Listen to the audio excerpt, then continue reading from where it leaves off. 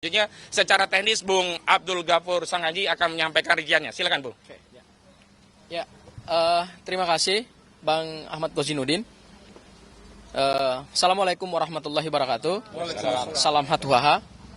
Pada kesempatan yang baik ini, pertama-tama saya mengucapkan selamat tahun baru kepada semua rekan-rekan media dan seluruh masyarakat Indonesia.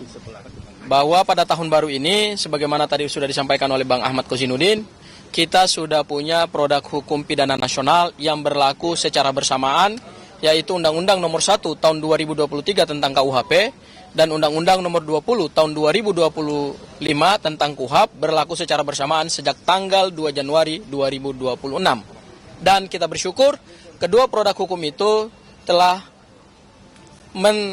mewakili nilai-nilai Pancasila, kemudian Undang-Undang 45 dan kearifan lokal, karena di dalam hukum pidana material kita sudah diadopsi namanya peradilan adat atau nilai-nilai hukum adat di dalam hukum pidana material kita. Nah, tahun baru tentu selalu ada hal baru, tentu selalu ada semangat baru, tentu selalu ada spirit baru, dan tentu selalu ada optimisme baru, tetapi juga tentu selalu ada peristiwa-peristiwa hukum baru.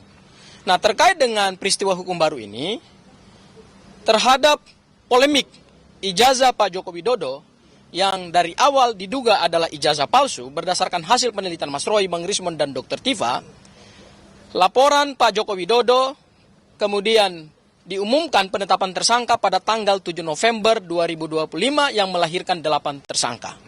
Hari ini, tanggal 8 Januari 2026, Mas Roy melaporkan 7 terlapor yang mereka tentu adalah pendukung Pak Joko Widodo.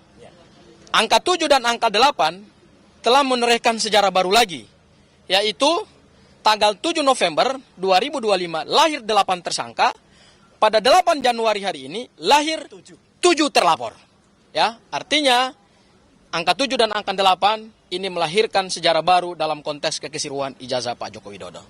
Nah, perlu saya tegaskan bahwa apa yang dilaporkan oleh Mas Roy adalah dalam kapasitas sebagai seorang warga negara Indonesia, bukan dalam kapasitas sebagai tersangka. Ya, dahulu Pak Joko Widodo melaporkan Mas Roy dalam konteks sebagai terlapor. Hari ini di tahun baru kita masuk babak baru, ya, yaitu Mas Roy menjadi pelapor terhadap 7 orang yang kami duga itu adalah pendukung Pak Joko Widodo. Ya.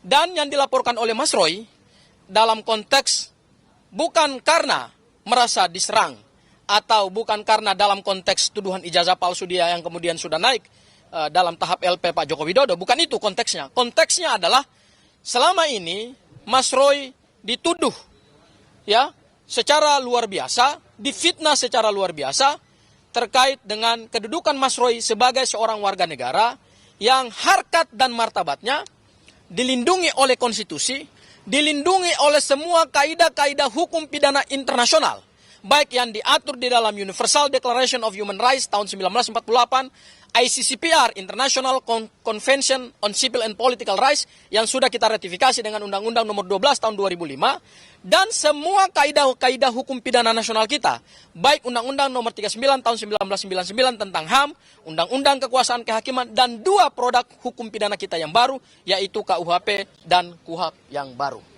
Yang dilakukan oleh Mas Roy adalah melaporkan 7 orang, yang kalau kita lihat kualifikasi deliknya sama dengan yang dilaporkan oleh Pak Joko Widodo, yaitu dugaan pencemaran nama baik dan fitnah. Bedanya adalah Pak Joko Widodo melaporkan dan kemudian lahir 8 tersangka itu menggunakan KUHP yang lama, yaitu pasal 310 dan pasal 311. Sekarang yang dilaporkan oleh Mas Roy itu menggunakan KUHP yang baru yang dilaporkan 2 pasal, yaitu pasal 43 ayat 2, 433 ayat 2 dan pasal 434 ayat 1. Ya. Di dalam hukum pidana kita yang baru ini, perlindungan terhadap kedudukan seorang warga negara dari fitnah dan pencemaran nama baik itu luar biasa. Ya, diatur di dalam bab 17 KUHP yang baru, dan luar biasanya di KUHP yang baru ini ada 5 pasal yang secara spesifik. Dari pasal 433 sampai pasal 437. Dahulu di KUHP yang lama hanya 2 pasal. Pasal 310 dan pasal 311. Jadi yang dilaporkan oleh Mas Roy, saya tegaskan kembali lagi, bukan karena kedudukannya sebagai seorang tersangka, tidak. Tetapi karena kedudukannya sebagai seorang warga negara yang punya hak dan dilindungi oleh konstitusi dan dilindungi oleh hukum, mempunyai hak untuk melaporkan siapa saja yang diduga telah melakukan pencemaran nama baik dan fitnah. Itu hal yang pertama. Ya. Hal yang kedua, yang dilaporkan Mas Roy ini ada 2 klaster.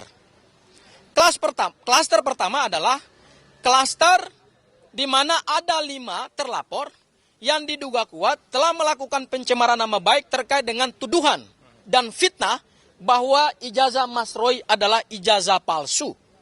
Ya. Dan kemudian ada penyerangan terhadap harkat dan martabatnya Mas Roy sebagai seorang pribadi kodrati yang dilindungi oleh konstitusi dan undang-undang. Itu klaster pertama. Dan klaster kedua ada 2 terlapor, yaitu terkait dengan tuduhan bahwa Mas Roy terlibat di dalam proyek korupsi Hambalang. Pada saat itu Mas Roy sebagai bagian dari kader Partai Demokrat, ya. Tetapi perlu saya tegaskan, berdasarkan bukti-bukti yang sudah kami sampaikan kepada penyidik Polda Metro Jaya, setidak-tidaknya pada saat kami melaporkan ini dan di SPKT, Mas Roy saat itu bukan sebagai terlapor, bukan sebagai tersangka, dan bukan juga sebagai saksi. Sama sekali tidak ada hubungannya dengan proyek Hambalang itu. Ya, jadi nggak ada kaitannya. Tetapi narasi-narasi yang dibangun oleh para pemfitnah dan penuduh, seolah-olah Mas Roy, bahkan ada videonya, seolah-olah Mas Roy adalah bagian dari tindak pidana korupsi Hambalang. Ya, nah, oleh karena itu, dalam kesempatan yang baik ini, kami meminta kepada Polda Metro Jaya agar laporan Mas Roy yang sudah naik tahap pro justisia, 7 terlapor itu telah diterbitkan LP-nya, dan kemudian LP-nya ini akan diproses sesuai dengan KUHP yang baru, karena sudah pro justisia naik pada tahap penyelidikan. Kami minta ada beberapa hal.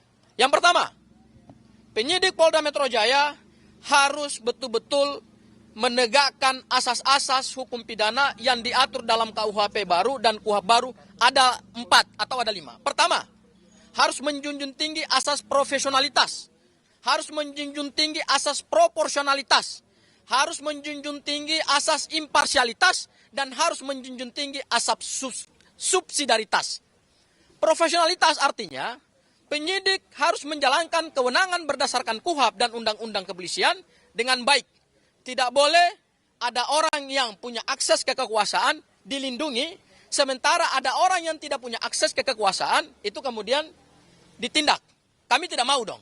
Dalam penegakan hukum, penyidik begitu menerima LP harus profesional. Yang kedua, penyidik juga harus proporsionalitas. Artinya, kami telah melakukan kajian yang mendalam terhadap materi laporan kami dan sudah diterima oleh penyidik Polda Metro Jaya antara perbuatan yang diduga perbuatan pidana, kemudian kami kaitkan dengan unsur-unsur delik yang ada dalam pasal-pasal, dan yang kemudian nanti bagaimana penerapan pasalnya, kami minta agar dilakukan secara proporsional antara perbuatan, antara delik atau unsur delik, dan antara penerapan pasal. Ini betul-betul harus dilakukan sesuai dengan prinsip negara hukum, rule of law, ya, due process of law. Dan yang ketiga adalah prinsip imparsialitas. Penyidik tidak boleh, karena ini laporannya adalah dari Mas Roy, tidak boleh kemudian nanti ke depan itu memilih-milih. Ya, kami harapkan 7 yang dilaporkan oleh Mas Roy itu jika ada bukti yang cukup, naikkan ke tahap penyidikan, kemudian juga tetapkan mereka sebagai tersangka. Supaya ini menjadi pembelajaran hukum kepada seluruh masyarakat Indonesia di dalam semangat dan suasana KUHP yang baru. Dan yang terakhir adalah kami minta juga hukum ditegakkan, jangan tumpulnya ke atas, tajam ke bawah. Jangan terhadap pendukung-pendukung Pak Joko Widodo dilindungi. Kemudian terhadap Mas Roy dan kawan-kawan itu ditindak. Ini nggak fair. Ini nggak sesuai dengan prinsip negara hukum karena kita sudah punya KUHP dan KUHP baru. Misalnya, yang hari ini seorang terpidana yang masih berkeliaran kemana-mana. Yaitu Sylvester Matutina. Ini kan yang perlu ditindak nih.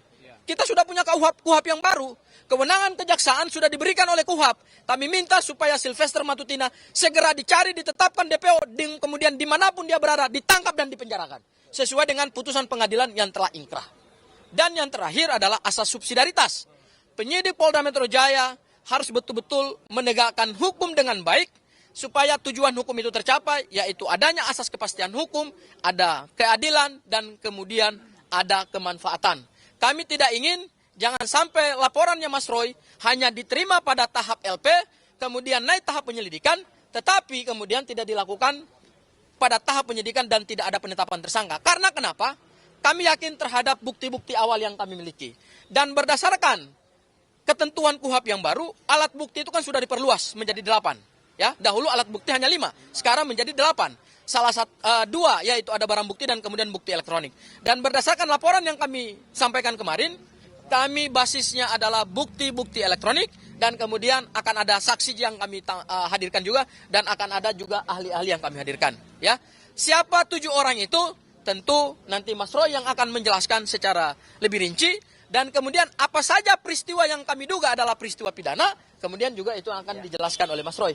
Mungkin tambahan saya minta kepada Bang Samsir, selaku salah satu tim kuasa hukum juga yang mendampingi saat itu. Silakan Bang Samsir. Terima kasih. Assalamualaikum warahmatullahi wabarakatuh. Bang Samsir.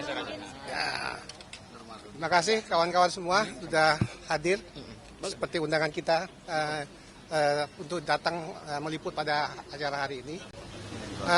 Mengenai perkara ijazah saudara Joko Widodo yang pada awalnya sudah diteliti oleh Bapak Roy Suryo ini sebagai seorang peneliti, ini sebenarnya sesuatu yang memang jauh dari sasaran kalau beliau sampai dipidanakan ya. Karena memang apa yang diteliti oleh beliau dan kawan-kawannya itu adalah memang ijazah yang sudah beredar di masyarakat. Sehingga pada saat dia teliti, itulah yang dia sebutkan kalau ijazah tersebut adalah 99,9% adalah palsu. Kemudian kita berlanjut kepada proses yang baru saja kita dapatkan LP-nya, itu tanggal 6 Januari 2026 kemarin. Nah, masalah yang demikian mudahnya mestinya untuk dibuktikan oleh saudara Joko Widodo berlanjut-lanjut sampai menyeret banyak orang yang membuat berita yang mencemarkan nama baik, termasuk juga fitnah yang dilakukan oleh orang-orang yang memang tidak mengerti mungkin ya. Tapi hal ini bukan sengaja ya, kita harus mendudukkan masalah hukum hal seperti ini. Jangan dianggap biasa aja, terus melebar kemana-mana, sehingga orang-orang yang tidak tahu atau memang tahu tapi ingin menjatuhkan, dia harus mempertanggungjawabkan perbuatannya. Dan harus mendapat pelajaran juga bagi yang lain. Saya akan dampingi pada saat pelaporan kemarin. Ya. Saya pikir itu yang bisa saya dapatkan. Okay. Makasih. Assalamualaikum warahmatullahi wabarakatuh. Ya, ada tambahan sedikit ya. Jadi begini, ini bukan soal kebetulan. 7 orang yang dilaporkan kok tepat mantan 7 presiden. Jadi saya kira menarik ini, antara 7 dan 7 ini. Jadi saya kira dilanjut. Ya, baik. Assalamualaikum warahmatullahi wabarakatuh. Ya, pertama-tama saya aturkan terima kasih atas dukungan, support, dan semuanya atas perkenannya saya membuat lapor. Jadi sebelum saya membuat laporan ini, saya tentu saja secara etika meminta izin kepada tim lawyer, ya, artinya yang di bawah koordinasi Pak Abraham Samad, di bawah koordinasi litigasinya di bawah koordinasi Pak Petrus Celestinus, dan di bawah koordinasi non-litigasinya Pak Ahmad Kosinudin. Dan pada saat itu ditunjuk lawyer langsung yang mendampingi saya pada saat pelaporan kemarin, yaitu ada Bang Abdul Ghafur Sangaji, ada Bang Asam Khan, ada Bang Maidi, ada Bang Samsir Siregar, dan juga ada Samsir Jalil, Samsir Siregar. Dan juga saya terima kasih untuk pendukung yang selalu menyertai kita ya, ibu-ibu dari ARM, yang juga dari teman-teman semua, dari YouTuber juga, ada Michael di sini juga yang ada kaitannya juga sih gitu dengan perkara ini. Jadi nanti saya sampaikan. Jadi intinya begini, ya, pada hari Senin kemarin saya datang ke SPKT, Sentra Pelayanan Kepolisian Terpadu, ya, untuk membuat atau membuka laporan polisi, dan sudah keluar STTLB-nya /B /1/1/2026 SPKT Polda Metro Jaya, laporan saya, ya. Saya dengan mohon maaf harus saya tutup beberapa yang sifatnya krusial, bukan apa-apa karena saya menghormati privasi saja. Dan saya telah melaporkan 7 orang. 7 orang itu ada rincinya. Tapi yang dalam laporan ini memang disebut dan kawan-kawan. Ya, tapi dan kawan-kawannya pihak penyidik sudah mendapatkan karena kami sudah menyerahkan laporan berupa detail intinya seperti ini, lengkap dengan ada penjelasan di dalamnya tentang orang-orangnya, tentang buktinya, screen capture-nya, link-nya, bahkan juga transkripnya sudah kita berikan semuanya. Petunjuk dan buktinya ada. Jadi kenapa kita melaporkan pasal 433 ayat 2 dan 434 ayat 1 di KUHP yang baru? Karena itu yang terkait langsung dengan peristiwa yang saya alami.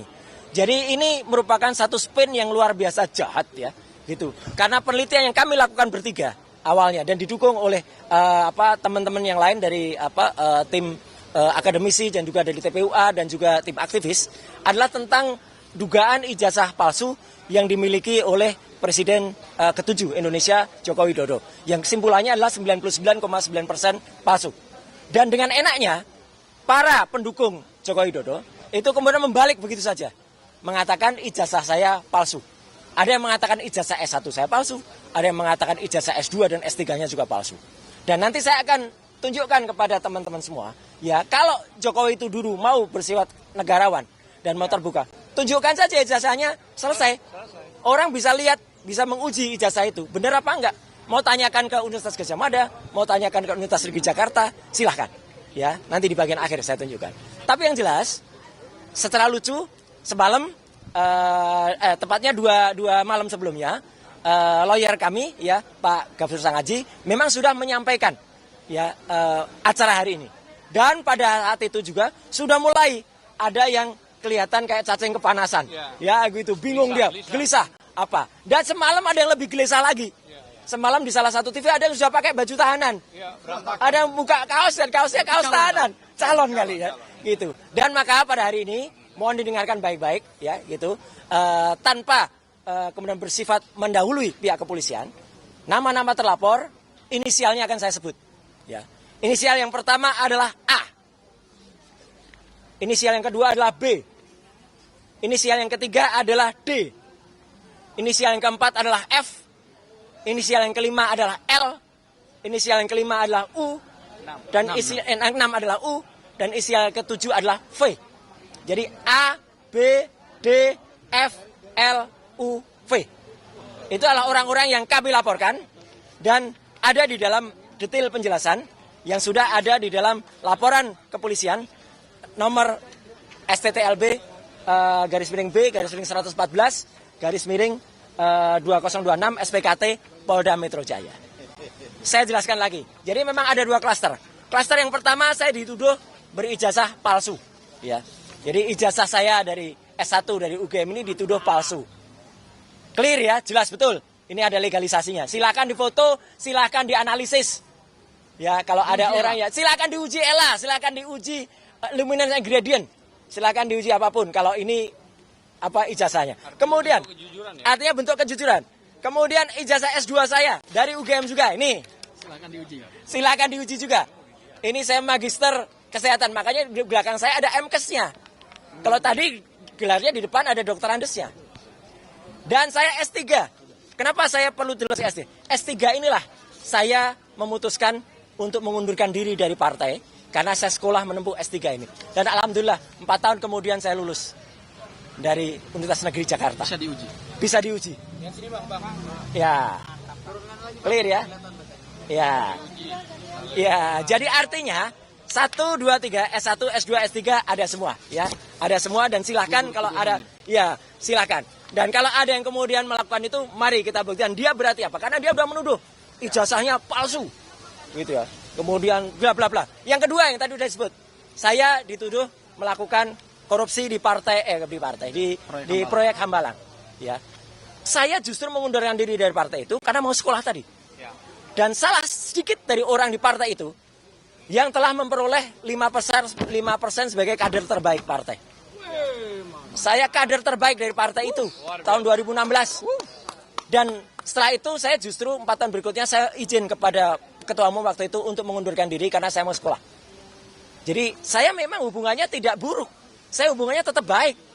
Dan justru karena hubungan baik itu, maka ketika saya dituduh kemudian melakukan korupsi di Hambalang, alhamdulillah justru nanti akan ada saksi yang sangat prinsipal yang mengetahui persis ketika kasus Hambalang itu beliau berada di KPK. Ya, dan itu akan sangat membantu kita, akan menjelaskan Roy Suryo tidak termasuk dalam lidik dan tidak ada. Clear banget. Ya, kenapa saya dibikin videonya? Jadi sebenarnya pasal 32 dan 35 Undang-Undang ITE pun masuk dan nanti akan didalami. Karena saya digambarkan ada di Hambalang, saya digambarkan ada di rombongan yang meneliti itu, dan saya digambarkan terlibat dalam urusan itu. Jadi sekali lagi, tuduhan-tuduhan mereka, kabar bohong dan fitnah adalah telak. Ya. Dan itu masuk semua. Jadi makanya Polda Metro Jaya dengan cepat bisa menerbitkan LP. Karena mereka melihat tuduhan ijazah palsu adalah telak, tuduhan saya terlibat korupsi Hambalang adalah telak, semuanya adalah fitnah dan kabar bohong. Jadi sekali lagi, kepada 7 pelaku, ya, A, B, D, F, L, U, V, siap-siap saja untuk menerima panggilan dari Polda Metro Jaya. Tidak perlu seperti cacing kepanasan, sudah pakai kaos tahanan, ya, gitu. Dan kemudian sudah, dan bawa borgol lagi, ya, gitu. Itu kan apa? Dan sekali lagi terima kasih untuk TAKA, ya, di bawah koordinasi Pak Abraham Samad, Pak Petrus Selestin dan Pak Ahmad Kosinudin yang sudah mendampingi, dan ibu-ibu semua juga ada lawyer-lawyer ibu-ibu di sini yang memberikan kami saran. Jadi sekali lagi saya tetap dengan etika, sebelum saya lapor saya minta izin dulu untuk menerbitkan ini. Sekali lagi terima kasih. Wassalamualaikum warahmatullahi wabarakatuh. Ya, ada pertanyaan? Enggak ya, cukup ya? Oke, clear. Terima kasih. Jadi ini bukan peristiwa yang dilaporkan semuanya. Semuanya udah jelas ya? Yang bohong peristiwa, ternyata laporannya bukan peristiwa. Ya, clear ya udah semuanya. Ya, nanti saya sampaikan. Jelas ya semuanya? Nggak perlu saya tunjukkan ya, ini detailnya ada semua nih. Gambar-gambarnya, videonya ada semua nih. Gambarnya, videonya ada semua nih laporannya. Rahasia. Rahasia ya, gitu nanti. Biar mereka cari sendiri. Iyalah, silahkan cari sendiri dan bingung sih. Sorry. Dan bingung sih. Ya, oke. Siapa aja? Banyak banget. Maaf. Bang, sorry. F-nya kita tangan dua. Nanti siapa? Ya. Dipilih pasar. Dipilih.